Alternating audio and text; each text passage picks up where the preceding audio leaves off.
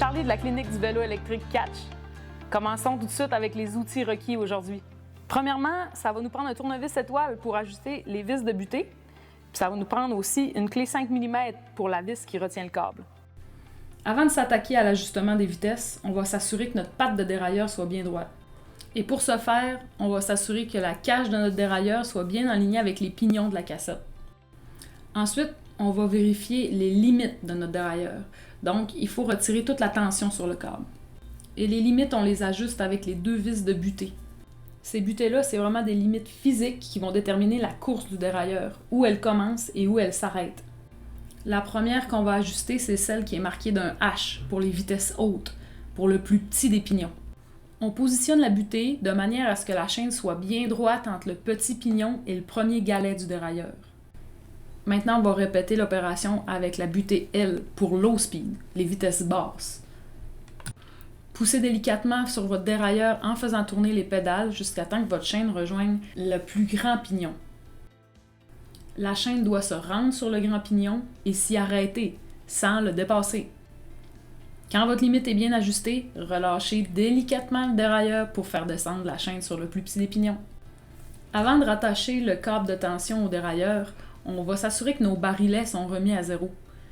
Donc, vissez-les complètement dans le sens des aiguilles d'une montre, puis desserrez-les d'un ou deux tours complets. Des barilets d'ajustement, il peut en avoir un ou deux selon votre modèle de vélo. Il peut y en avoir un au niveau du dérailleur et un autre au niveau du levier de vitesse. Maintenant que ça c'est fait, on peut rattacher notre câble. Mettez-y une bonne tension avec votre main, mais utilisez surtout pas des pinces. Maintenant, on peut vérifier que nos vitesses passent bien. Faites-les monter une à la fois avec votre levier de vitesse et pour chaque clic que vous donnez, assurez-vous que votre chaîne change de pignon. Si votre chaîne n'arrive pas à monter d'un pignon, ça veut dire qu'il n'y a pas assez de tension sur votre câble.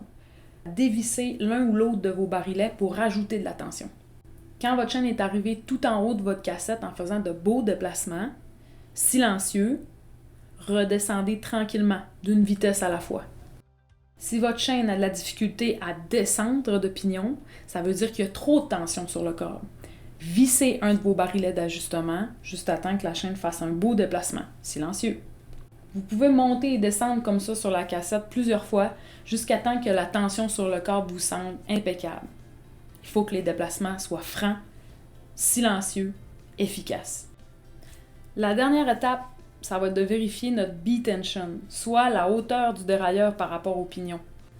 Pour cette gamme de dérailleurs-là, on vise à avoir un 6 mm entre les plus hautes dents du pignon et celle du galet.